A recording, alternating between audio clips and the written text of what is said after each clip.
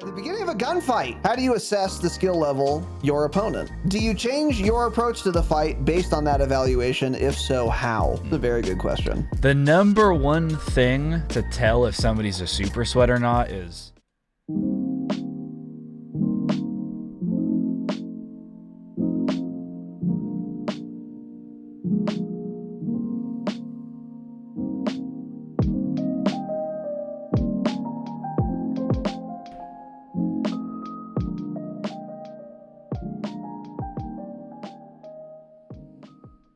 We are live, boys and girls. Welcome to the Dropshot Call of Duty podcast, episode number 464. My name is Casey, also known as Razinon. Today I'm joined by young, well, normal aged, standard age Tanner. got it. How's it going? That. Is it 464? Yeah. Okay. That's what they're saying. Yeah. Okay. That's cool. I hope so. Anyway, we'll retroactively make it this. So, yeah. Regardless, welcome to the show. Today, we are going to be doing an episode in which we talk about Call of Duty, gaming in general, FPS games, and all of that in the form of Q&A. So you guys can join the Discord. There's a Q&A questions, gaming and COD questions channel. Anyone can ask a question in there. If it's related to gaming and COD, we may or may not answer it in a public ep, much like this one. If you wanted like a no-holds-barred Q&A, then you're going to have to go to the Patreon for that. But that's not what we're doing today. So keep that in mind. Not really much to talk about, which is one of the reasons we're doing this. We do these generally when the game's kind of slow. And, you know, as we learned 2 days ago from our last episode, nothing's going on. So we're going to trek through some of these. And if you're here live, or you want to be here live next time, you can skip the line and ask your question directly with a $3 United States or more contribution. 3? Yeah. We're doing 3. Wow. We really... Yeah. Wow. Okay. I promised it last time, unfortunately, so... We promised a lot of things, so I don't think we need to... We do promise a lot of things, yeah. So that's going to be 300 bits, 3 United States super chat, or whatever. I'm sorry to hear that, man. That's unfortunate. And you will be able to skip the line. Yeah. So, you should give us 5, though, at least. Should give us 5. It'd be kind of rude to do only 3 at a bare minimum, yeah. So, with that said, let's dive right in. This first one is from NPR. What was the first game you truly obsessed over? And then he describes what obsessed over means. Played nonstop, talked about with friends, etc. Thanks. Hey, I didn't know what the word obsessed means, so I appreciate the clarification on that. What was the first game you truly obsessed over, Tanner? Oh, man. The first one. The first one, I don't know. I remember a lot of the older ones. I don't know what the first one would have been. So also, the obsession to me, this sounds more like a multiplayer game. So I was going to say, you know, you start off mostly playing single player games when you're younger. Medal of Honor. Starting that way. Things like, you know, Medal of Honor, Frontline, Medal of Honor 1, whatever. All those games. But probably for me, it was probably Battlefield 2, actually. Battlefield 2 for me. Because I played Battlefield 1942 a lot. It was probably BF2. Used to play BF2 pubs. That's Publix to you guys. Then I started playing the Battlefield 2 mod called Project Reality. And I was doing that before even... I'm pretty sure that's before COD 4 came out. Yeah, it was. When did we graduate high school? 2010? 2010, yeah. Yeah, I was playing PR before high school, actually. So that was even before Call of Duty 4. Yeah, probably Project Reality mod, honestly, for Battlefield 2. Played a lot of that, and then... oh, boy, what was another one? I just had another one in my mind, and I have simply lost it. It's gone. Because that one wasn't so much like IRL friends. Nobody had computers, so nobody played Battlefield 2 online with me, but that was my go-to back then that I played a lot of, yeah. So much fun. Yeah. Strike at Karkin, what is that map called? Chat will know. Strike at Karkin 24/7. Server browser on Battlefield 2. It's all you'd play. It's the only map anybody played. Fantastic map, great game. That was the one for me. Yeah. Okay. Yeah, for me, I wasn't into FPS games until like high school. So first one I was obsessed with, which I've talked about before, Star Wars Galaxies, which was an MMO. I played a lot of games prior to that, but none of them rose to the level of obsession, I don't think. And it's, if you've ever played an MMO like World of Warcraft, those are the games people obsess over, and I am no exception. So just constantly like thinking about it, talking about it, playing it, trying to get whatever stuff. God, it was a great game. I was really young and bad, probably. But that was the first game I was like obsessed with. Yeah. And unfortunately, like you, I did not have any like IRL friends that played almost any of the games I played, honestly. I mean, Michael and I played a lot of Halo together in college, in community college. Yeah. I remember we would regularly skip class. Sat in the room and smoked weed and played Halo. I've received that. Well, no, we didn't do that. Okay. Actually, we have done that. We had done that before, though. But I had a little atomizer, vaporizer, like contraption. I wish I could even describe it. But it looked like a rectangular box, and it had like a rubber hose coming out of it. And you would grind up weed, put it in there, and turn it on. It was just like on or off. It was really low tech, but it worked really well. And we thought that if you vaped instead of literally burning the weed, it wouldn't smell, which is, of course, not true. Weed addicts will do anything but just stop smoking weed, man. Anything. Yeah, that was us, yeah. So I remember we would sit in my room and do that and then play MW 2 or MW 3 on my Xbox. And that was fun. And Michael would actually fry once he got high. Yeah. That was a PED for him. Yeah, I'm trying to think what my console game would have been with the IRLs at that point. Because they played games. What was it? There were a lot of games we played growing up, but I think it was all later. Like, do you remember the game like Killzone? There's one called Killzone that Gabe and I played a lot of co-op. There was a game called Freedom Fighters, which was kind of like an overhead third-person thing against AI. Gabe and I would play split screen on that a lot. But for the PC games, which I was more into, I didn't have any IRL friends. You were a complete nerd if you had a PC. People didn't even know what it was. They're like, "What do you mean you can build your own PC? How do you like solder all the parts and do all that?" I'm like, "It's not like that. You buy the parts and you assemble it." They're like, "That's crazy. I didn't know you could do that." I mean, this was in like 2000s. This is in 2006. I think I got my first gaming PC. Yeah, a lot of you were probably too young to realize there was a time when gaming was not normal or cool, and a lot of people didn't even understand it at all.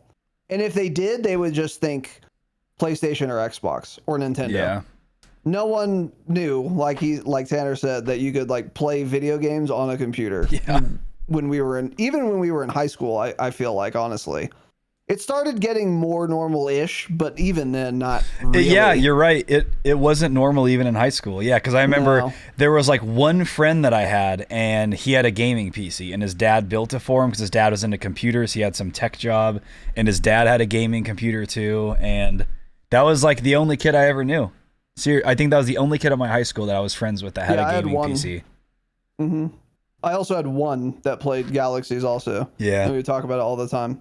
But that was it. That was like the only person I knew that played any game on computer. So, yeah. Pretty crazy. And now it's just... Now NFL star has a gaming computer, a triple cool PC kids, setup. Yeah. Yep. Exactly. Gatekeep things. I agree. Bring back gatekeeping. We should. Yeah. And bullying. We should gatekeep gaming. Really bad bullying. We should bring that back as well. Yeah. Horrific levels of vicious bullying. Yeah. Okay. Yeah.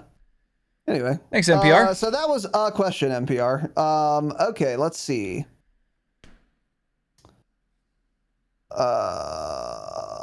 Decline. Do you think COD has reached its peak? Or do you think the game has potential to get even bigger and better? E.g., the game has been out for a long time. Are we halfway through its life? Will COD be going in 10, 20 years' time? Has it reached its peak? I mean, that would, I guess, technically depend who you ask, but I would say no. Obviously people are going to have their favorite Call of Duty, but just like we've talked about with Verdansk or Warzone 1 even, people all will say that was like their favorite map or their favorite meta or whatever. But if you went and played 2020 July era Warzone right now, that shit would be ass. 100 emoji. You can't dive. You can't. Well, you can tac sprint, I guess. You'd have to get the 2 loadouts for the ghost thing. All kinds of. There's no repels. There would be a bunch of little zip things lines, that you don't really think insane about. Camping. Yeah. No ammo refill depot things. Actually, those might have been in because they were. I think in those were in. Yeah, I think those might have been in. But there are no utility boxes, no balloons, no portable balloons.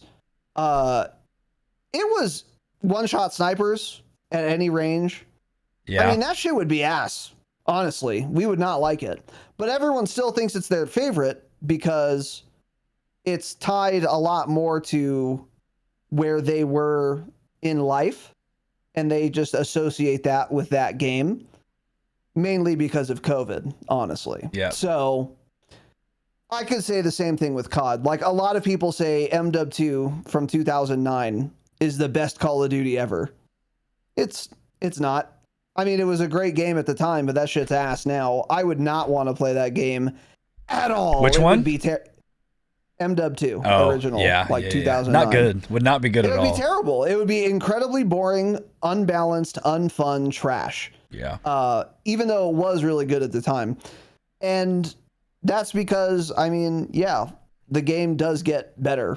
If you take a large enough picture view, if you take a real bird's eye view, the game does get a lot better. The game right now is really, really good. I would say it's currently at its peak, in fact. There are little dips from year to year, but the line trends upward. Like, we have a lot of cool stuff that we did not have before. Again, like repels, zip lines, 120 FOV on console. Yeah. Classic. Yeah, there are so many things. Like, yeah, if we actually sat down and really thought about it, there are a billion things that are just way better now. You can pull your parachute way closer to the ground now. So many things. You can mantle objects higher than a foot. Right. Yeah. So, no, I don't think it's reached its peak. But predicting when it will, and it has potential to get bigger and better. But I think it has potential to get bigger and better in the same way that all video games do. Technology's still improving, and you know, people are coming up with more and more ideas. There are definitely going to be more bad ideas that come out of Activision suite of studios, but there are also going to be some good ones. And what tends to happen, and we've seen this even since we started this podcast in the last 5 years, good ideas in a game stick around and get refined for the next game. And then all of a sudden you have a really, really cool gunsmith, for example. Gunsmith, great idea. Executed a C- on the grade scale in 2019. But now the gunsmith is like an A, maybe a B+. There are things that could do better, but it's actually quite good now. And then there are other ideas that they'll have, like AI in Warzone, that they will eventually completely scrap because that was a dumb idea. So you have these little peaks and valleys if you look at it only comparing year to year. Like, yeah, Cold War was probably better than MW2 or Vanguard, whichever directly preceded it. They're both better than MW2. That game was miserable. Yeah. So if you just looked at it that way, you would say, oh, we're past our peak. But if you zoom out a little more, and I hate that phrase, then you can see more clearly, yeah, we took a little dip there, but the game overall is quite a bit better in the last, 5 years, 10 years, or et cetera. And I think that will continue because, again, they'll have a lot of new ideas. Some of them will be good and they'll keep them and refine them. And then some of them will be bad and they just won't use those next time. And then all of a sudden we're at where we are now, which is quite a good game if a little neglected, say. Pretty neglected right now, yeah. Yeah, but no, we're not. It's not at its peak, and they can do CODs forever. So I have no idea. I can't predict when COD will stop existing. My guess would be Activision eventually stops being a publishing company. They get acquired or they dissolve for some reason that's not really related to Call of Duty at all, and then it eventually they make a new like FPS IP, or the publisher doesn't exist anymore or something like that. But it's not going to be like there's not going to be a year where a Call of Duty comes out and it's not in the top 3 most sold games that year. I don't see that happening for a very long time.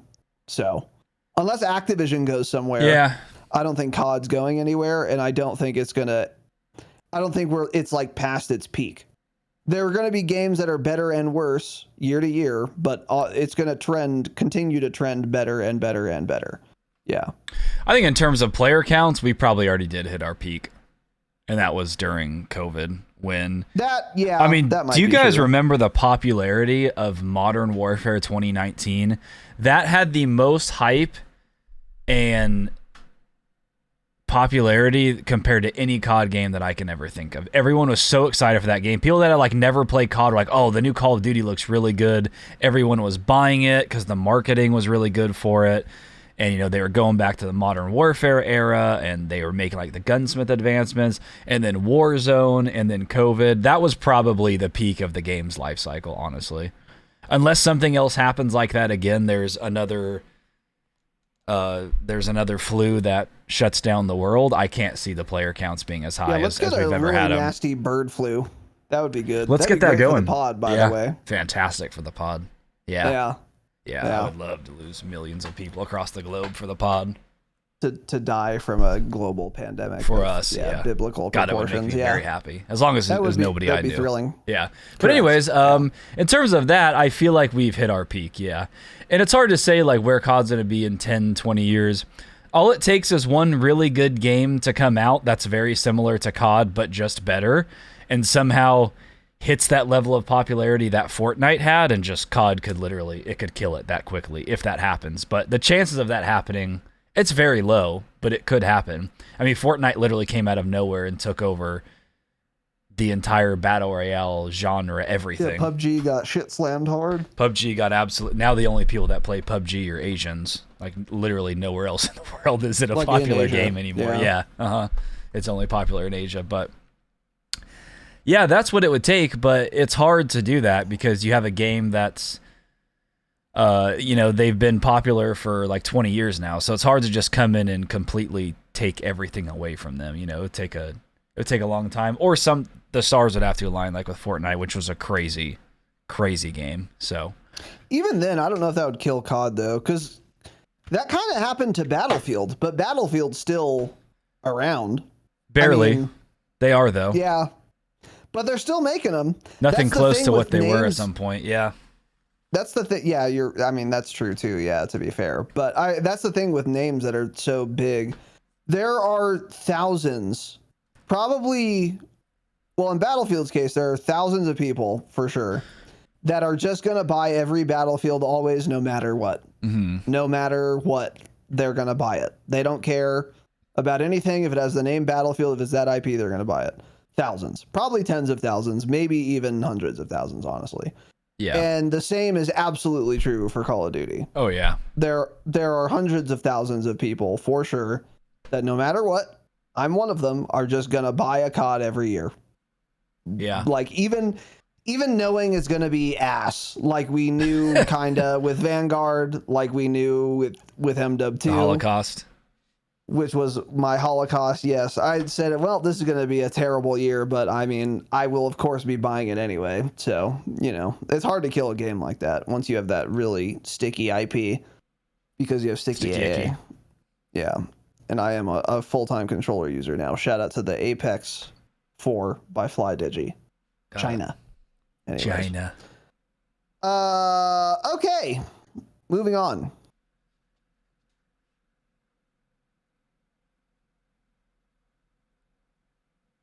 Ashton Rain, with the leak of Warzone getting rid of backpacks and going back to the original looting system, huge W, by the way. Do you think that the devs will change the original amount of plates that can be held? We already know the answer to this. Yes, you'll be able to hold more. I think they're going back to the satchel thing where you can hold 8. Yeah. So there were a few different types of satchels, right? Or a couple. There was like an ammo satchel where you can hold more ammo. There was a plate one. I think it was just those two, but yeah. Okay, I thought there was a third. There were 2. Yeah, maybe. Maybe there will be one that you can do both. I feel like that would kind of make sense. It's just more rare or something. Who knows? But yeah. By the way, Hurricane asks, how can they keep things fresh before the new game launches? I'm bored. I think they should do a Halloween event that lasts like a month or like a month and a half and then ends before Halloween. I think that would keep the game really fresh, personally. So, especially if it was a rehashed Halloween event we've got 5 times now, that is in no way, shape, or form different than the past 4 Halloween events. Yeah, that would be really fresh. But aside from Purgatory, yeah, Zombie Royale needs to stop existing forever. It needs to never come back. Yeah, they should add Vondel Night.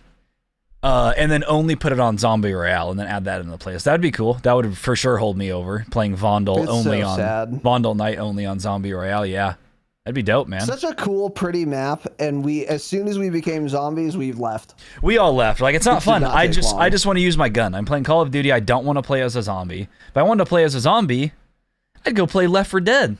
I played Left 4 Dead 2 that came out like 15 years ago. Right. Better zombie mechanics than this game. So just we need to stop with that. Stop with the Halloween events. They're done. Do something else. Yeah. So anyway, this next one's from Pat. It's got some Pepe W reacts, which is interesting. Yeah, who are the Pepe W's and from? A female Lag and by Nicole, same, which is also weird. Got it. When discussing KD as one skill level in COD, what variables should be considered to adjust the KD to better reflect the player's actual skill? Okay. For example, playing on KBAM brings up your KD by X amount, or playing on a UK server brings down your KD by X amount.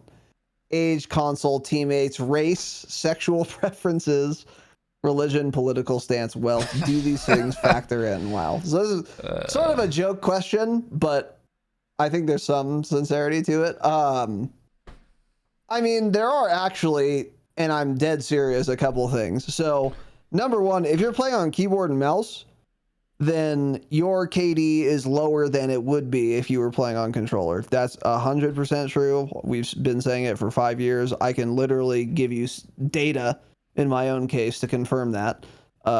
It's just a lot easier to do well on controller than KBAM. So that's one. Obviously, being old is not good either. It's not great, yeah. You know, the older you are, the worse you will do. But on the other hand, the reality is you're basically as good as your KD. That's kind of it. So if you're playing on KBAM and you would otherwise have a higher KD, then, I mean, I don't want to know what your perfect KD would be. I want to know what your actual KD would be, your actual performance, given your age and your input and your console and your sexual orientation and whatever. So ultimately, it really is, in my opinion, pretty much as simple as you can rank players by skill by their KD. There are some exceptions to that. I think, especially at the very high end, that's where it gets a little sketchy. Like, I can imagine, in fact, even if I wanted to, I could probably even name a player who has an 8.0 KD who I would consider not as good as another player who has a 7.0 KD. I think that's where it kind of breaks down. But if you're talking anywhere from 0.0 to, I don't know, 5 maybe, if you're in that range, you can just compare two people. Whoever has a higher KD is better. That's kind of it. Well, at the end of the day, you know. And some people will play more for KD or less, or, you know, not care about it that much or care a lot about it. And that will affect your KD. If I'm trying for a whole day to like farm my KD, I'll probably have a higher KD at the end of that day than if I'm playing how I am now, which is just trying to maximize how many gunfights I get in, because I'm still not yet 2 weeks on controller. But the difference wouldn't be that big, honestly. It might be 0.5 of a difference. Yeah. So that's kind of it. If you're fluent in Spanish, your KD's higher than average for sure. Yeah, so when you talk about correlations, you could draw a ton of correlations. Yeah, ton of correlations. If you speak Spanish, you're almost certainly a 2+ KD, because every Hispanic is just insane at this game. I don't know why. They just have that Warzone gene inside of them. If you're old, your KD is probably ass. And old, by old, I mean any older than I am. If you were born before February 20th the year of 1992, your KD, then you're old and your KD's probably ass. Yeah. And yeah. With the higher KD thing you were talking about, that's where, like, I don't know a lot of the real recon rats now, but like, OP marked Iron, that dude, #1 wins in the world now in this game. I think it's Grits GG. I think he's #1. People like him. So their KD is probably extremely high, but they're also not usually dropping super high kill games. It's just more every game they play, they're getting like 12, 15 kills and also never dying and also winning. So their KD is very high versus somebody like they might have a higher KD than somebody like Huskers or Breadman. They probably don't, but I'm just using them as an example because you guys know. They might have a higher KD. They are certainly not at the level of skill that somebody like Huskers or Breadman would have. It's just totally different play style, kind of depending on what you do. So yeah, I would say when it gets that high, for sure, there are a lot of differences. I mean, even lower though, to be fair. If you're like a 1.5 and you just primarily, I don't know, hit bunkers, buy a bunch of UAVs, get foresight, not push anybody, you could have a higher KD than your skill level for sure. And then by the time you end up fighting the first team you come across, everyone just dies. That'll happen too. Yeah, that's true. In a battle royale, almost every stat means nothing. Like, it's because it's just, there are so many variables. Multiplayer is one thing. If you just play respawn multiplayer COD, your KD is pretty much what your skill level is going to be in that game. It's just that simple. If you're not doing a camo grind, you're just playing hard. Oh, let's just say you're playing like the CDL mode, search, hardpoint. God, what else are they playing right now? Control? What is it they're playing? I don't know. But anyways, whatever those 3 modes are, what your KD is there when you're just playing that like normal, that's going to be pretty accurate because there aren't a ton of, variables with something like that. But in a battle royale, there are just too many. Yeah. And like, but a KD's a good starting point of seeing your skill level. KD's a pretty good one. Yeah, Tanner is kind of right, to be fair. Like, I guess it does even break down in the middle because I do know, I don't know. I can even think of like fairly good but above average players that what some will play for just kills, pushing everything, some will play for like only wins, and anyway I agree largely. But oh man, what was I gonna say? Yeah, like Absolute said in chat too, who you play with also has a big impact. Yes, so yeah, there are lobbies of, I uploaded that video on YouTube when I got 30 kills on Vondel, and my KD that game was 15. I died twice and I got 30 kills. I'm not a 15 KD player.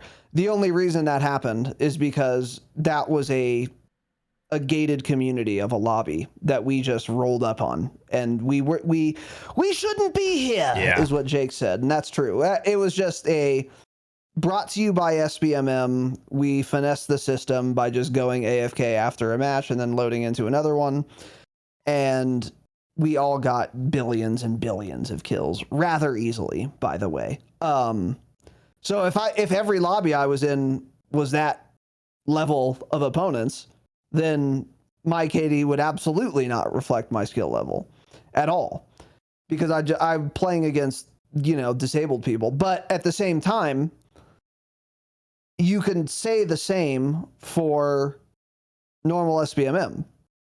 So when I queue with, Kev, Cocky Kev, shout out Cocky Kev, and Nicole, and we play, Resurgence quads, I do a lot better in those games than when I queue with Jake and Cope and queue into Resurgence quads, because SBMM is a thing, and depending on whom you queue with, you will have just worse or better opponents. And yeah, so that is the biggest impact, honestly, because I can easily have a 15 kill game, no problem. If I'm like, again, queuing with whatever, Kev or something. No hate to Kev, by the way. He's fine. But he's just in the lower SBMM bracket. You know what I mean? Shout out to Kev, big friend of the pod, by the way. But and likewise, I can easily queue with Jake and Cope or whatever and have literally 1 kill. Yeah. And die 5 times, which is a 0.2 KD. And it's not like I got much better or worse between 2 games, but that can happen, depending on just who's in your lobby too. So that's another thing that makes it kind of hard to measure KD. Because, yeah, I don't know. I mean, someone's Nothing doing matters, well yeah. in the low SBMM bracket. Someone has a 2 KD in that game. Yeah. Does that guy just always have a 2 KD and that never pushes him up in SBMM? Or as soon as he gets a 2 KD once, it puts him up a bracket, and then he gets shit slammed and is a 0.2, and then he's just ping-ponging around all the time if he queues solo or something. Yeah. I don't really know. I don't know how SBMM works. And I don't know exactly what Activision looks at, besides KD, to determine your skill level, because with SBMM, it's a really good point. You kind of can't look at KD to determine skill level, because again, a 2 KD in the World Series of Warzone, like Biffle had in spades, much more than that, in fact, is a lot harder than a 2 KD with Kev. Yeah. In a Kev lobby. You know what I mean? Yep. So yeah, I don't even know. I don't or know. all the I don't know. It's the game's ass. all the Remove SBMM. You have a ranked mode. Use it.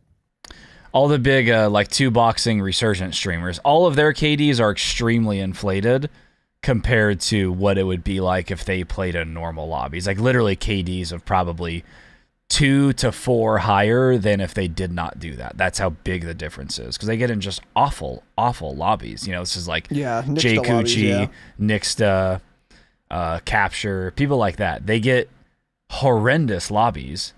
And it makes sense. They have to get their entire channel is based on high kill games. They kind of can't do it. They would not. They'd have a job. They would have a real job if they had to play in normal lobbies. They couldn't do it. Nobody would 9-to-5 shit. Yeah, nobody would find their content interesting because they can't. They can't get all the high kill games. So,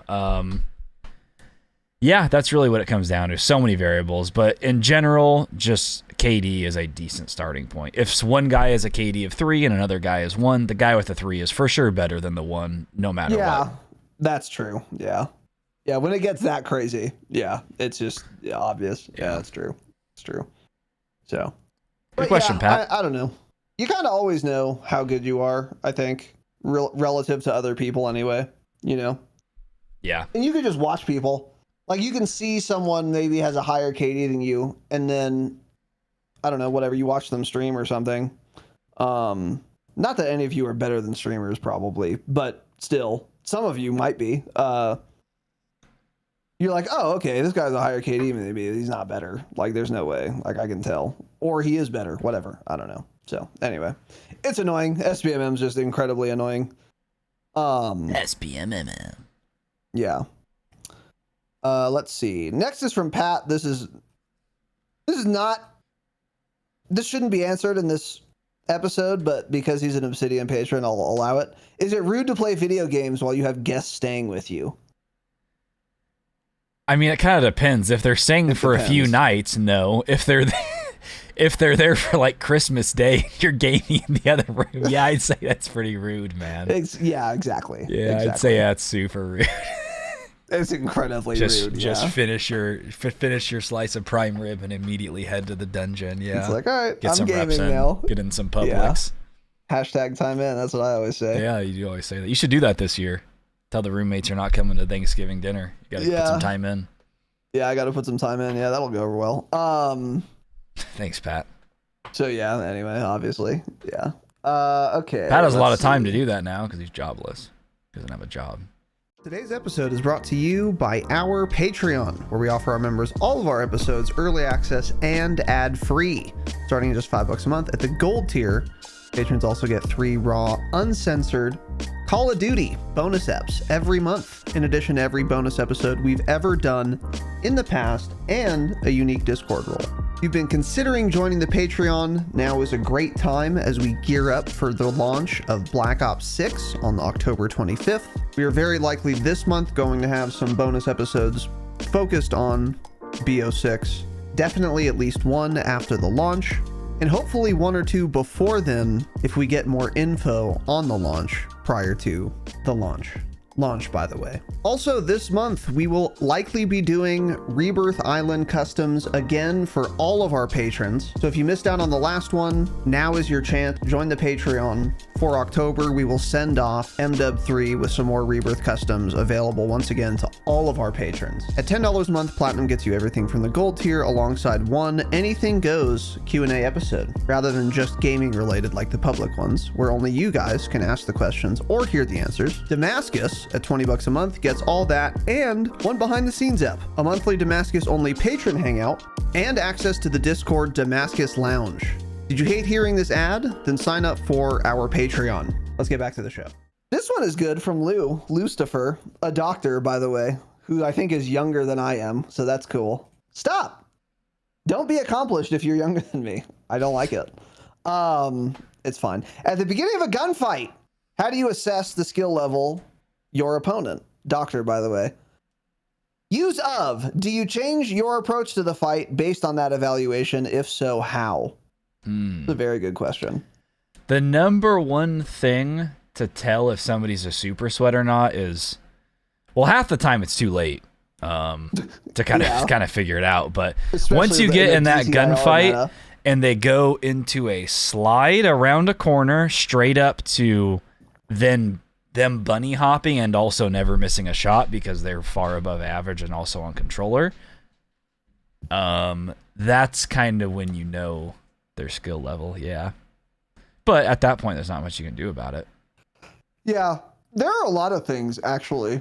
So there are the really giga obvious one, like, does he have an iridescent operator skin on? Okay, he's probably pretty good. Like right away, that's a good one, obviously. Throwing a lot of smokes, or if he has like one of the nuke skins, okay, I immediately know this guy's competent. So I need to be a little careful.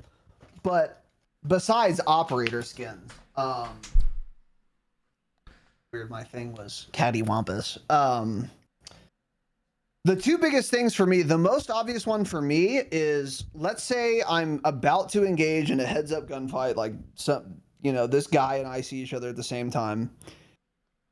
If he starts shooting at me and he doesn't do that much damage, I will immediately say, this guy's ass.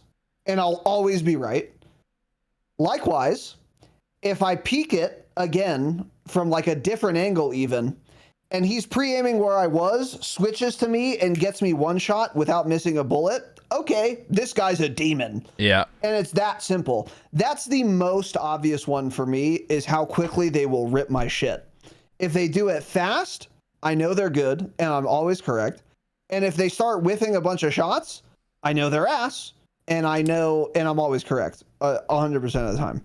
No one who's really good is ever going to just miss a bunch of shots they shouldn't. And likewise, no one who is really, sometimes people who are really bad are still going to hit every bullet. That's pretty rare, though, depending on the situation. Shout out aim assist. But if they just whiff every shot, I know they're bad. I know they're ass. And then I'm pushing. And then I'm always right. And it's just an easy cleanup, unless they're stacking or whatever. And then another one, if you don't have an opportunity yet to be shooting, is how much are they moving their character? Like, let alone sliding and stuff. That's one thing. If you see him slide canceling everywhere, he's probably pretty good.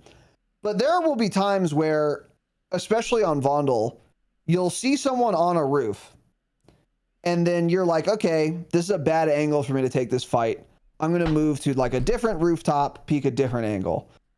I peeked a different angle, and it's been, say, 7 Mississippis. And bro is still exactly where I saw him 7 seconds ago. This guy's ass. Good players are always moving. They're almost never just standing in one spot. Almost ever. Even if it's a good spot. There are times where they will be. Usually late game, though. It's like, okay, late game, he's on the roof of the only building in the circle. I don't expect him to move at that point, even if he's good, obviously. But, I mean, mid-game, early game, whatever. Good players are always moving. They're always moving. They're never standing in the same spot. So if I did, again, in those 7 seconds, re-peek, and the guy has moved, that's not a guarantee that the guy is good. But if he hasn't moved, it is almost a guarantee that that guy's ass. Because good players are just always moving. And they're going to know you saw them, and they're going to obviously go somewhere else so that you can't do what you wanted to do, which is 7 seconds later, peek up, pre-aimed at that spot, and if he hasn't moved, zap, dead. Yeah. Just instantly dead. That's why good players move a lot, because they don't want that to happen to them.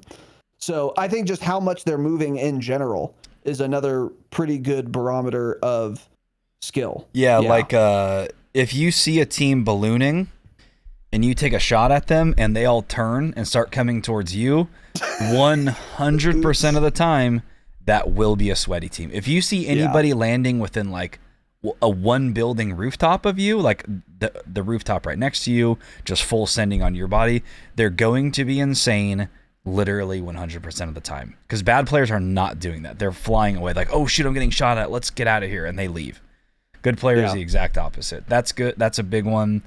If you see a ton of smokes as a team's crossing an open area, like obviously people know to smoke, but you'll know when it's a good team because they'll all have like good 6 of them on them. Smokes. They'll be throwing utilities in the first smoke to get 2 more. Yeah, they'll be running notice, through the whole there's cloud. 100. They're good. Yeah.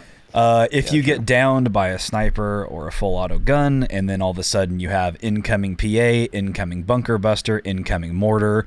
Then you see a balloon go down, and then they're also hitting that. Again, 100% of the time, they're going to be cracked out of their mind. So there are a lot of ways. But in terms of, do you change your approach to the fight based on that evaluation? Definitely, yeah. You could tell. Again, it's not always right away, but just from the way people are moving and stuff. Like, let's say we hit the balloon at Superstore, and then we go towards like Fire, hit the balloon from the bunker there, and then we go towards Low Town or Old Town. In Old Town, you'll see little rats scurrying around down there. If you just see people regular sprinting for like 5 seconds straight, they're not sliding, they're just running straight, that guy's going to be bad. You land on a roof next to him, you kill him. If you start ballooning over that and you start getting shot at, people start sliding everywhere, you know they're going to be insane. So you kind of make that calm right away, like, oh, these guys are cracked. You land on a roof, and then you're more likely to stick with your teammates in that situation too. You're like, okay, these guys are cracked on me, then usually everybody comes. But if they're just bad, you're like, oh, these guys are terrible. You don't need any help. Your teammates are generally might be off doing something else. So that's kind of what we do, at least. If the team's good, you kind of have no choice but to stack on them as well and actually play as a team. If they're bad, you can take the fight and you could take a totally different approach to the fight. Your teammates don't even have to go with you, depending on if you're playing Resurgence, BR, whatever it is. But, generally we're not we're generally not running away from fights. Other than that one start we had at Trump Tower when it was me, you, and Jake, and I think a random. And those guys were insane, and we jumped off, we flew all far, and they kept chasing us. You remember that? They chased us literally across the entire map. We couldn't ever loot. We couldn't get money. We couldn't buy. Yeah. But that very, very rarely happens. Yeah. But they were insane, and they wanted to kill us very badly. Yeah. But so, I mean, either way, we're generally taking the fights. It just kind of depends how you're placing. So even like when somebody's good, this happens a lot too. You'll be like, let's both push in this building. Like Lag and I were doing this the other day because we were playing, and it was, I think you and Jake were probably there also, and you guys were kind of in your own area, and then Lag and I were playing. We're like, oh, these guys are good. Let's push the building together. Otherwise, a lot of times we'll just run into the building. But when they're that good, you have no choice but to both go in at the same time, kind of, if you want to get a kill, or you're just going to get destroyed. Because there's going to be 2 or 3 or 4 of them. Over. Yeah. Yeah. Yeah.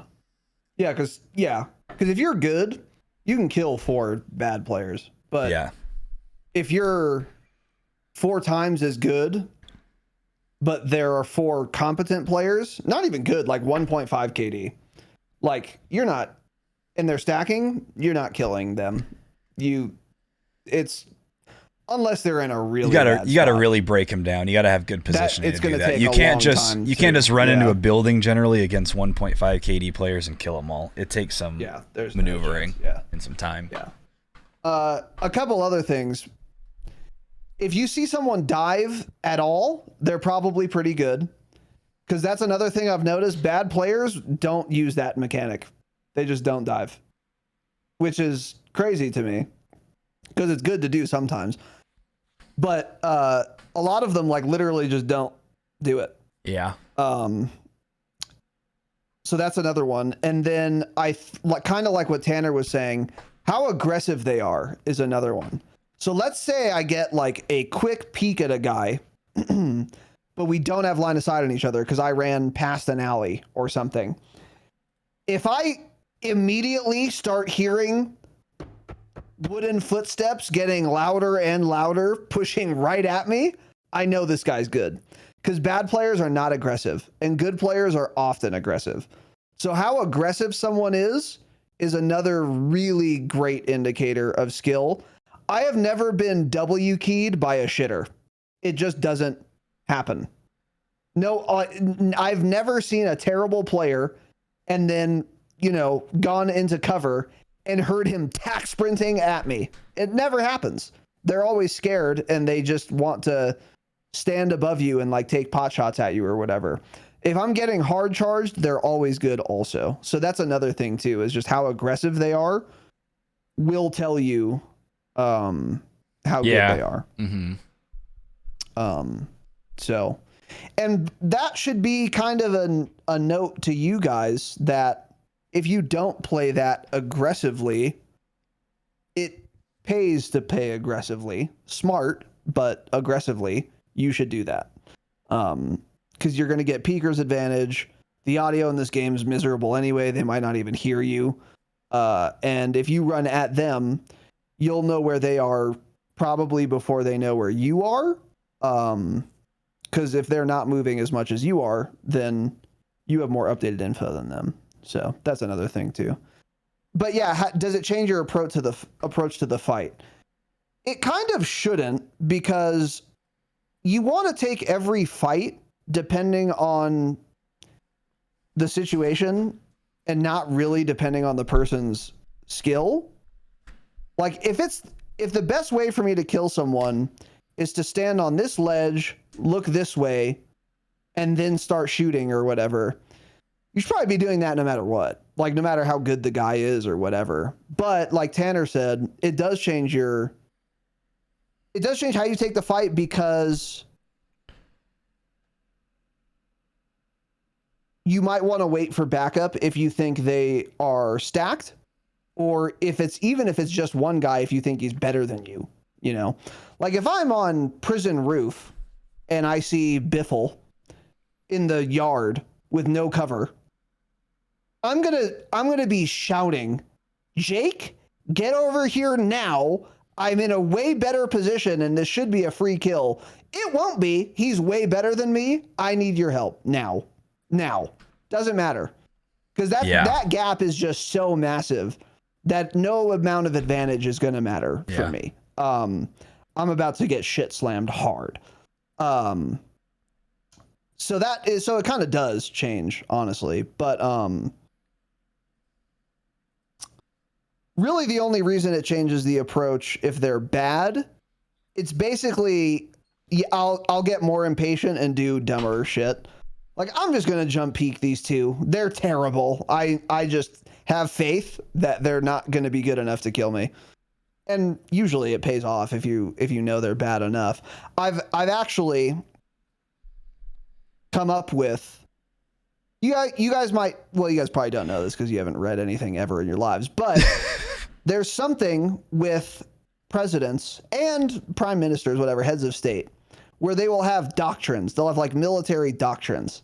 So like the Bush doctrine, for example, is we don't negotiate with terrorists. So if they kidnap a bunch of, kids from an orphanage or whatever, and they say, hey, give us $1 million and we'll release them. No, the Bush doctrine says we don't negotiate with terrorists because then if we do, it's going to incentivize more orphan kidnapping. So we just can't do it, even if they only ask for $1. And then they give them hush money anyways. We and just then don't the ever hear about CIA it. in an unmarked plane flies in and airdrops in whatever they asked for, probably. Yeah. But anyways, I've come up with something now because it's pissing me off. It's been pissing me off to no end on Vondel, which is the Razinon doctrine, because I am basically a head of state as a podcaster. The job's harder than being the head of state, but that's a separate issue. If I'm on the roof of stadium and I start getting shot at by someone else on a roof where they are way too far away to ever actually kill me, all they're doing is annoying me and softening me up to be third-partied by a different team. If that ever happens to me, I immediately stop everything I'm doing. Fuck my teammates. Sorry, I'm not. I won't edit that out. I'm probably going to forget. I'll try to remember. I won't. Forget my teammates. I'm not buying a loadout for you. I'm not dropping money for you. I'm not, rotating into zone. I stop everything I'm doing and I run straight at them. Yeah. I run straight at them. And guess what happens? They're always ass, and it's always a free, easy cleanup, provided I can get to them. That's interesting. Every single time. Because who are the types? Because think about it. If I am 300 meters away with a gray ground loot XRK explosive stalker on the roof of freaking cruise terminal, and I'm taking shots at someone on the roof of stadium while they're fighting someone else, how good do you think I am? Yeah. Probably not very, because a good player is going to realize I'm never, ever getting a kill here. I'm just being annoying. So I'm going to keep looting instead to buy loadout and then actually push a fight I can reasonably win. So dumb people, bad players, don't have that thought process. They say, herp derp, sniper rifle, shoot. Like idiots. Yeah. And they're the most annoying people. So this is the Razinon doctrine. I encourage all of you to employ this yourselves. Stop everything you're doing. Stop the gunfight you're in and beeline straight at them. Free kills every time. Free kills. They're always ass, dog shit players. Yeah. I hate them. And luckily they're always bad. So it's an easy vindication. You run up there, run up all on them. The last time I did this was today, like 2 games ago.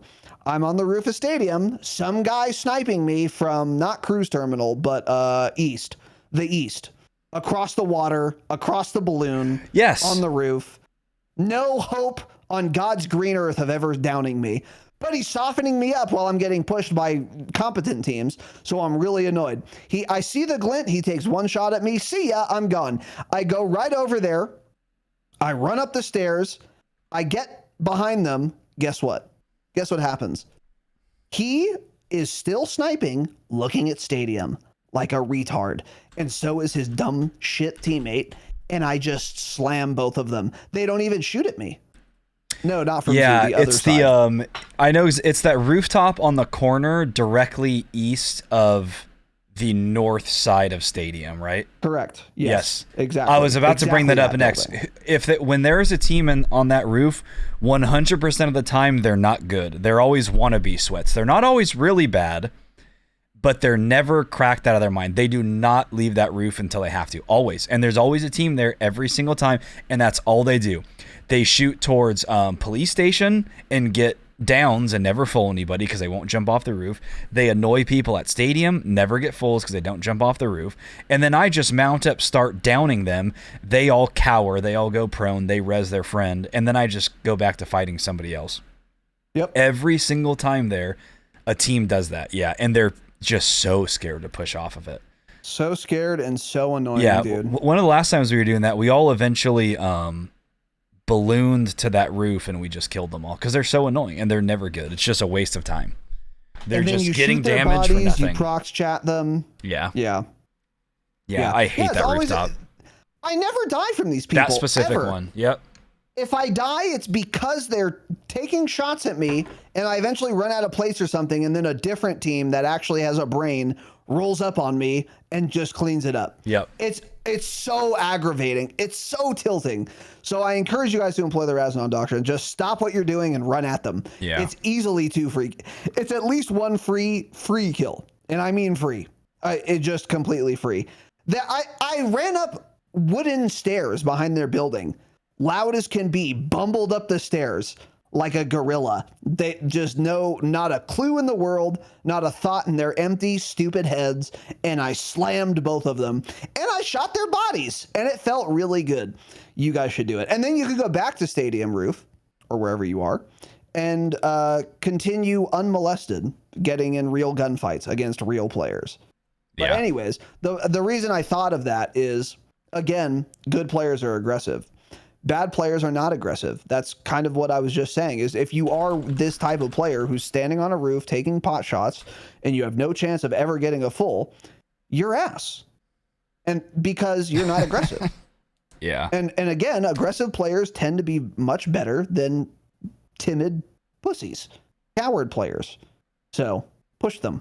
Yeah. Especially if they're scared, push them. You'll get kills. But anyways, God, it bothers me. It actually tilts me. Anyways, that one roof too always has somebody sniping. Every single there's a quad up there, and one of them is always sniping, and then the other ones have full auto guns. Every single goddamn game. Yeah. God, it tilts me. God, it pisses me off. It's not great. But yeah, I figured I found the solution. You just have to stop what you're doing. Oh, interesting. Yeah. So anyway, good question, Lou. That was a very good question, actually. Okay, let's see.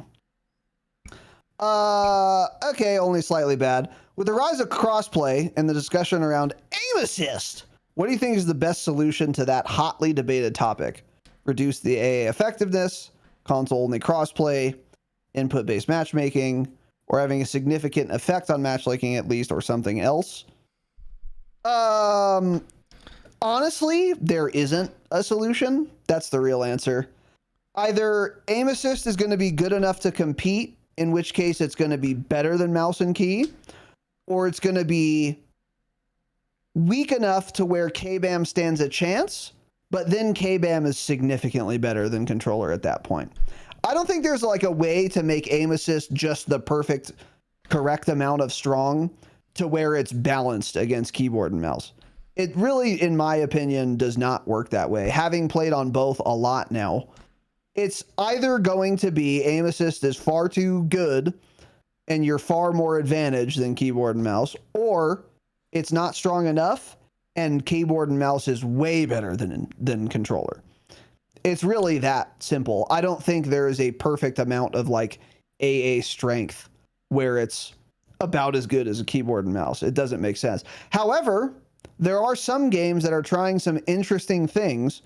I believe it might have been Apex Legends, where they said they nerfed aim assist a while ago, but then maybe it wasn't Apex, but there was some game. No, Apex did do something with aim assist recently that released a whatever blog where they said, or statement where they said, we're going to be implementing human-like aim assist. Yeah. And I don't know the details of that, but with how good AI is now, that's pretty interesting.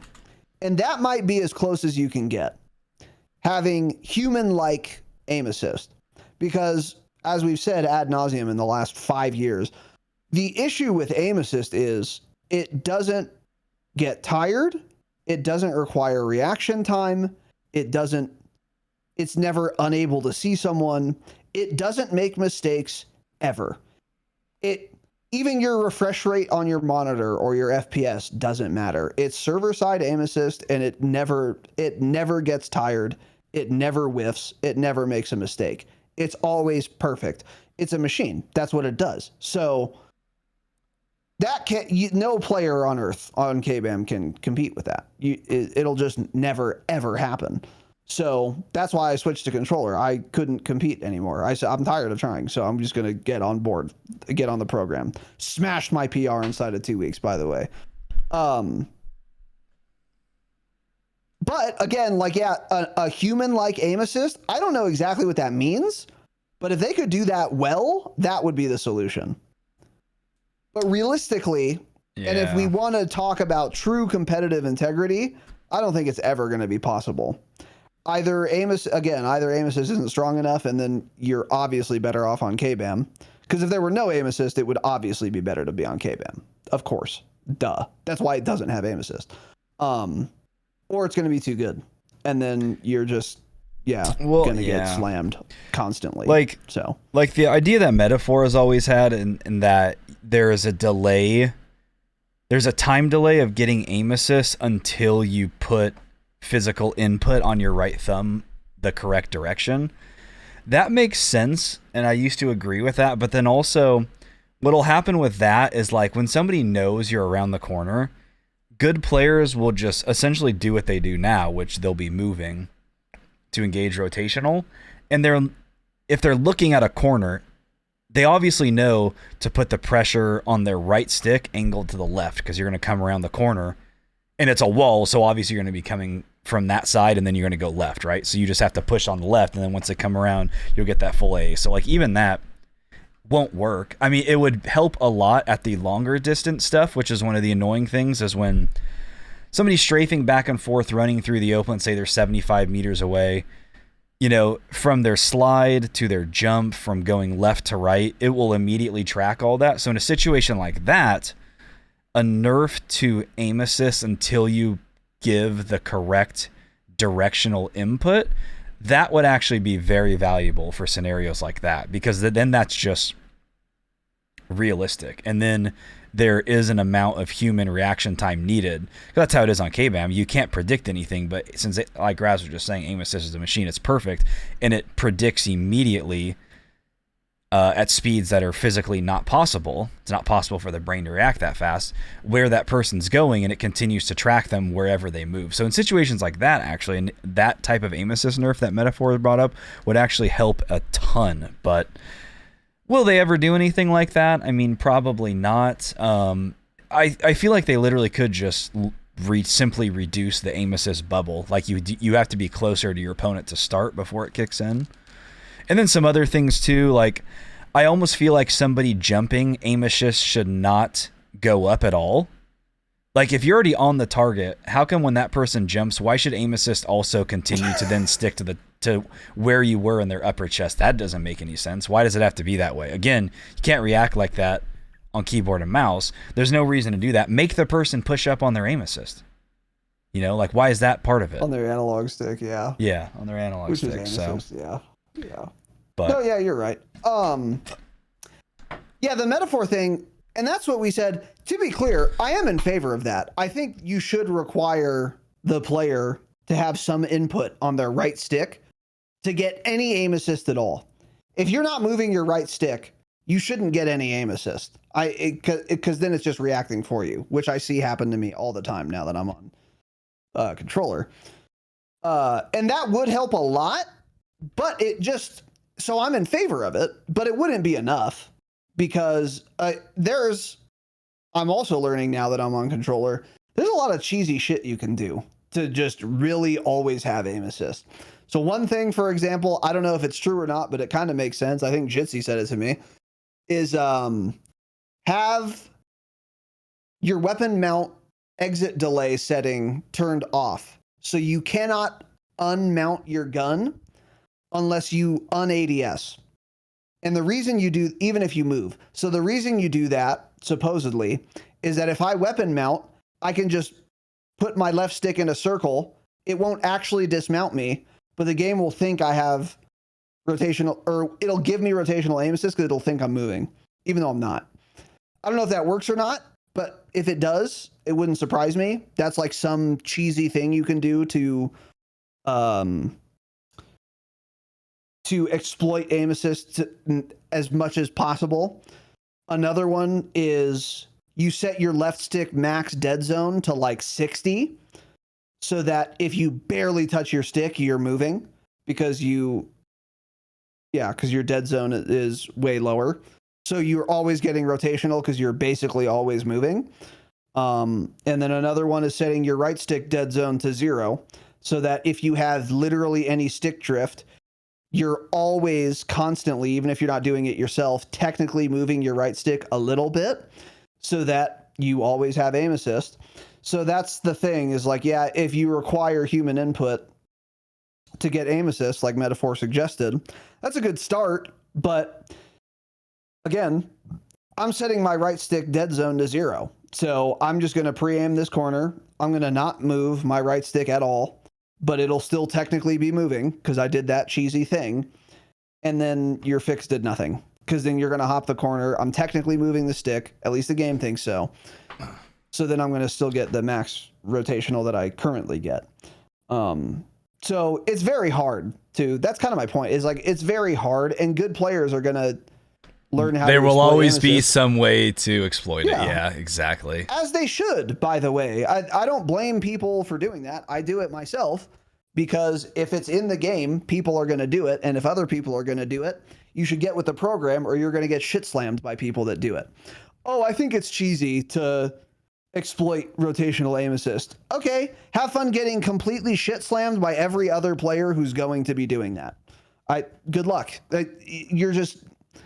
It's one of those things where even if you hate it, you have to do it because everyone else is going to be doing it. It's just like when they add really overpowered, unfun guns to the game. Like the dual reclaimers.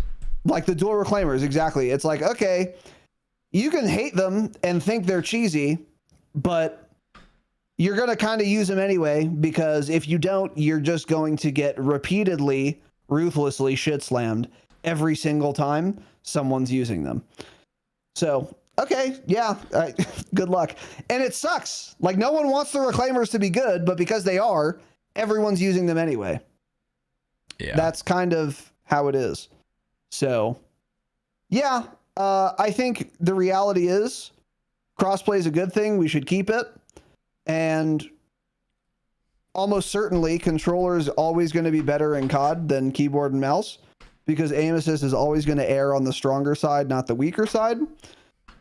And you can, I don't know, play on keyboard and mouse and not do as well as you otherwise could, or switch, which is what I've been preaching for the last couple weeks now.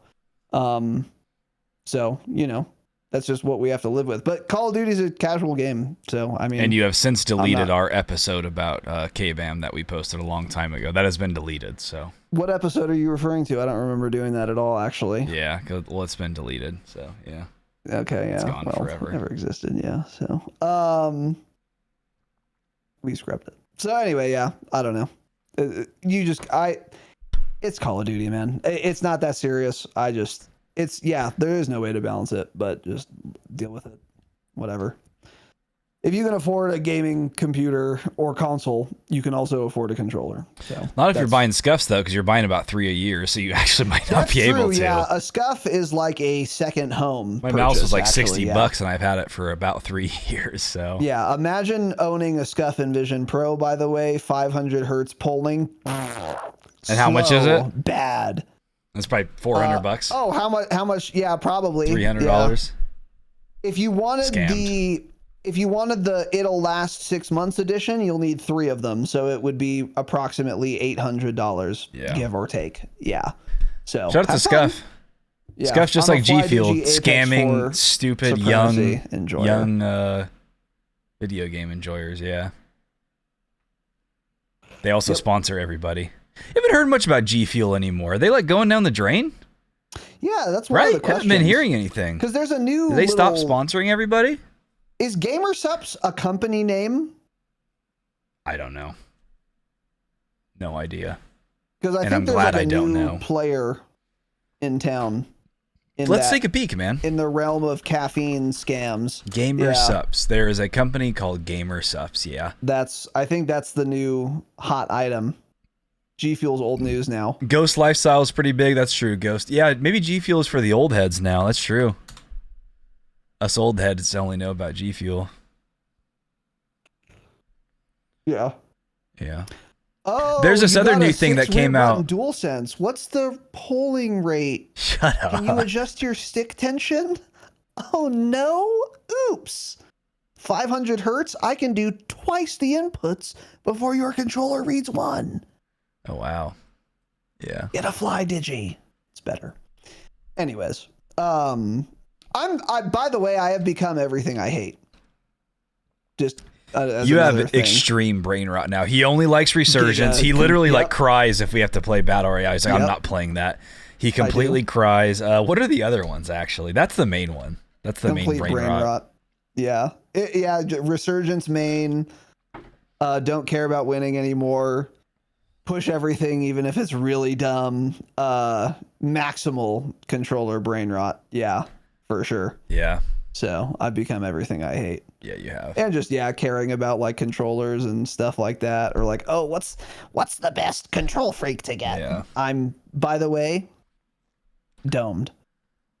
Really? Like I said, I'm a domed enjoyer, and that's something I shouldn't care about. I hate that I care, but I do. And the control freak low rise dome, that's what I'm rocking. Yeah. So anyways, it's not fake 1K polling rate, man. It's real 1K polling rate. Is it a fake polling rate? Oh, by no. a YouTuber. No, it's a real... The Chinese scammed you. It's a real polling rate, man. Unless the Chi-Coms co-opted the YouTuber's video review that I watched. No, they paid him. Which is absolutely possible. But, I don't know. So, yeah. Anyways, let's see. Next is also from Only Slightly Bad. Shout out to the Objective of Battlefield podcast, by the way. They are still doing it. I got confirmation on that because I think I made a comment earlier. Who is the worst game publisher of these listed? Or someone who may not be listed? Okay, this is an interesting question. Ubisoft, Activision, EA, Take-Two, don't know what their games are, or Tencent. For the record, they're all bad. Probably EA. Well, no, it's for sure EA. What is Take-Two? What is their big IP? I have no idea. But Borderlands. EA has all the sports games, which are just chocked. Miserable. Full. Yeah. They got a monopoly and ruined the genre. They have ruined sports games, and nobody else will do anything. Nobody else will make one. It's crazy. Yeah. So probably EA for sure. EA is the worst. Yeah, Ubisoft's bad. Activision, I have personal beef with, but Activision's big problem is that they allow Infinity Ward to continue being a studio. Because Activision does do a lot of good things. They stopped doing the pay-to-win bundles since BO4. Kudos to them, because a lot of publishers are still doing that bullshit. So that's cool. Like EA. And most of their dev teams are actually quite good. I'm a Treyarch fan. I'm a Sledgehammer fan. I used to be a big Raven fan. Now I'm a Raven fan because they stopped updating the game, I guess. But they employ Infinity Ward, which is a massive L. That's a massive mark against them. So, yeah. But yeah, probably EA. I could agree with that. And Tencent is that's like Fortnite, isn't it? It's the massive Chinese publisher. I know that. I don't think they're Fortnite. Are they Fortnite? Yeah, they are Fortnite. Got it. Okay, yeah. Tencent's the company that supposedly could probably basically buy all of these companies. Yeah. Yeah. Yeah, I'll go with EA. I think that's a good one. When's the last game that EA published that was good? I mean, EA Sports. It's been a while. Ass. Yeah. Do they have anything to do with Fortnite? Tencent owns a majority stake in... Tencent owns a minority stake in Epic Games. Okay. So they don't own the company. They just have a minority stake in the company. Got it. Yeah, so the chat's saying your 1K polling rate is fake. Well, don't say chat. One guy is saying that. One singular guy. He's in is chat saying that. though, man. One guy He is saying in chat. That's true. He's saying my FlyDigi Vader 4 Pro 12 ms which is not of what stick I have, latency. by the way. I have And an the Apex DualSense 4, is which is much 2.1. more expensive than a Vader 4, for the record, by the way. Not that that matters. Wow. Oh no. Yeah, I think you got scammed, buddy. I don't know. Yeah, whatever. Doesn't matter. You're By the still way, getting the same aim assist. Super giga doesn't matter because I still get aim assist whether my polling rate is 1,000 or hertz or 100 hertz actually. So I mean, whatever, doesn't matter. Because guess what? You don't need latency to get AA. So. Oh wow, yeah, you were sold a lie, and now you've sold that lie to Jake. Sold a bill of goods. Oh no, I bought a bill of goods. I've been fleeced. I'm a sheep. The Chinese did it again, man. So even if that's true, by the way, even if the polling rate is fake, it still feels great. It feels a lot better than the PowerA Fusion I had, and the adjustable stick tension is not a marketing gimmick. I literally did it. It's a mechanical screw. My right stick stays tense, and I can't whiff. Well, I whiff a lot still, but it's not the controller's fault. It's mine. It's harder to whiff with a real tense right stick. That's a really cool feature. And by the way, Jake, who has a 500 KD, by the way, also likes the FlyDigi. He says it's a great controller, and he notices a lot the difference. So, meh. That's what I say to that. Never seen a good player in my life on one. That's all I got to say. Well, yeah, they're also all sponsored by Scuf, though. They literally have a monopoly on the Call of Duty community, and they just sponsor everybody. That's why everybody uses like a Scuf, for example. It doesn't mean they're good at all. They just get them for free, and they break all the time, and so they send them 3 at a time. And they don't complain because they have a code and they get paid maybe $40 a year for spamming their name everywhere. Yeah. But that's all. Gaming stuff is all marketing. All of it. Every single that's the thing. of gaming is marketing. Like Biffle doesn't even use a Scuf. He uses like a PS5 controller, actually.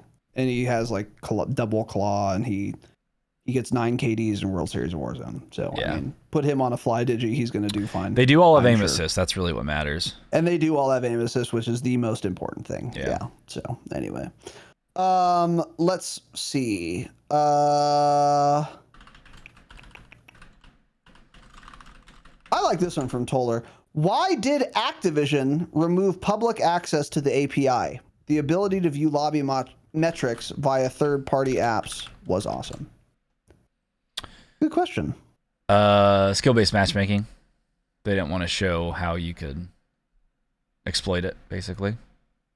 And that's, to be fair, it did get tiring hearing about all of it during Caldera. I'd say I want it back now, but realistically, you might get tired of it, because then you get a 20-kill game, and then somebody's like, oh, well, what was a lobby, Katie? And they look, and they're like, oh, well, it was a 0.8 lobby. I got a 20-kill game and a 1.1 lobby, and then it just turns into a bunch of bullshitting. It's like, who cares?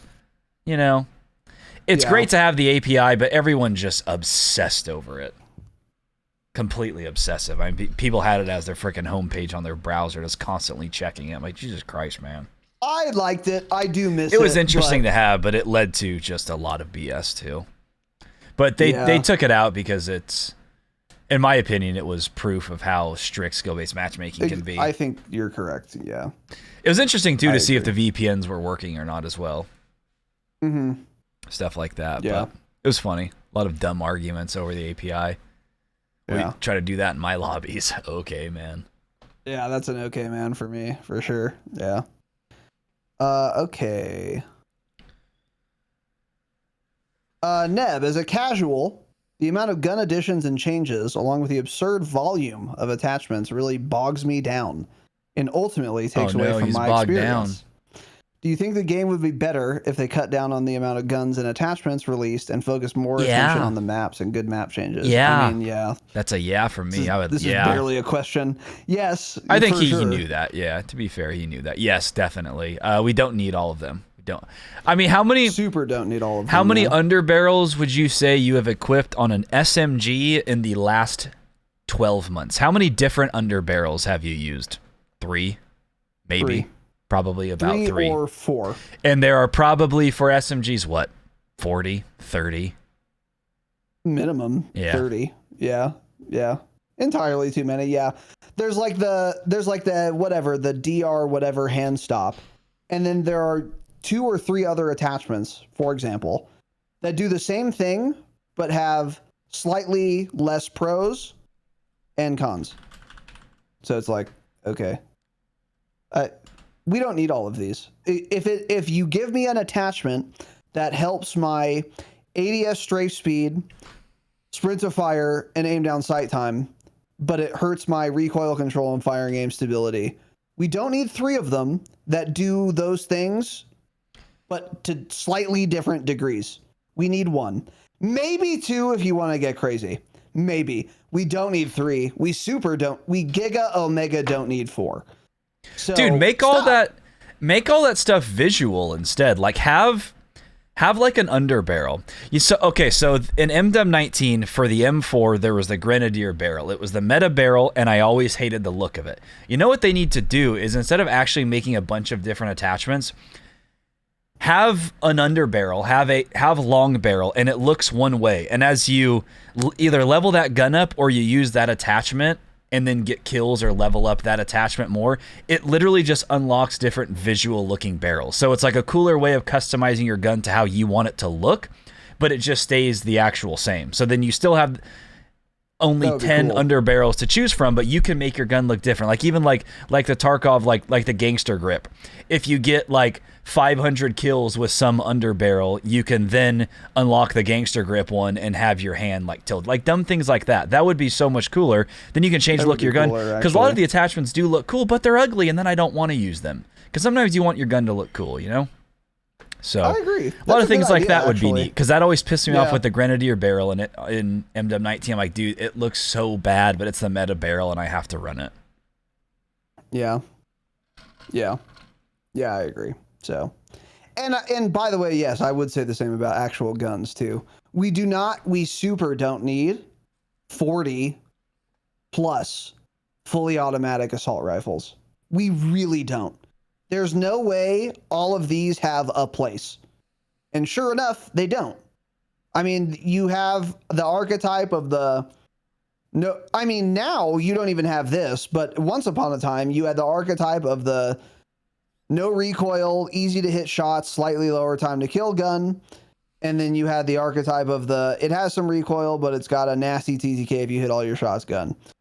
That was like kind of it. And then there were a bunch of other guns that fired fully automatic on that spectrum that were not worth using at all. And now even that's gone. It's just, what's the best gun? The gun that has no recoil and also has the best time to kill and also has a great headshot multiplier. That's all. So it's like, okay, man, I mean, we don't need all these guns. We super don't. You can fit every archetype you would want and then balance around those 6 to 8, maybe, ARs. Yeah. Mm-hmm. You don't need 40. You super don't need 40. It's insane. It's so dumb. And then you're wasting your own development time attempting to balance these things when you see patch notes about how the RAP H got its single fire headshot multiplier increased. Okay, why are we wasting our time on that? Delete the whole gun. Yeah. Let alone balance it. What the hell are we doing? Waste of their time, waste of my time, and is extremely confusing to the casual player who doesn't look at patch notes or, watch live streams. They're like, oh, a belt-fed LMG? That's probably pretty good in Warzone where people have extra health. That's as far as their analysis goes because they're casual, and I don't blame them. And then they're using, the Icarus 5.56 LMG and just getting shit slammed constantly because they don't realize that gun's ass. So again, it shouldn't even be selectable in the game. Yep. So there should be far fewer guns as well. Yeah. 100B. Give us more customization options, man. Yes. Exactly. So that was our last question. That's it. Boys and girls, thanks for all the super chats and bits. Psych. You guys suck. Oh, no, a big donut on the day. No, hold on. We got that sub early on. Jakin subbed to us early. Thanks, Jakin, for saving the day, man. Jakin, thank you. Our only sub of the day, and then also win Obsidian lately. That's kind of cool. That's nice of him. Everyone else, Jakin's been a Chad lately, for sure. And then he got a 46 asterisk 45 kill win in Warzone. whatever. Asterisk. So great job on that as well. But more 45 with the asterisk. Great work, Jakin. You've caught on quickly. Little 45 asterisk kill game. Absolutely baited into that, by the way. That was an accident that I said the wrong number. Oh no. God, that was a great accidental bait. Anyways, good job, but yeah, even better job being Obsidian, of course, and subbing. We appreciate that. So, ladies and gentlemen, we will be back at a time, which will be decided next week. So keep in mind, next Saturday, MW3 year in review. That's going to be a dope episode. We're going to put a lot of time and effort into doing the notes for that. Take a trip down memory lane for this year. It was a good year, honestly. I'm excited to walk down that yellow bricked road. Let's take a walk together. That's going to be fun. Yeah. We're going to, well, okay. So we'll be doing that episode and walking metaphorically, of course, and not literally. Not that there would be anything wrong with that. Just two guys taking a walk down the beach. Just two guys taking a wash, and now we're on a beach. Okay. Yeah. Some Mai Tais. Okay, yeah, we're doing that on Saturday, and then we'll also have a news ep, insofar as there will be any, before that for our very next episode. But if you wanted bonus content and ad-free episodes and early access episodes, patreon.com/thedropshot. Best way to support the program. Thank you all for being here and watching and listening. And we'll see you next time. Stay humble. Stay humble.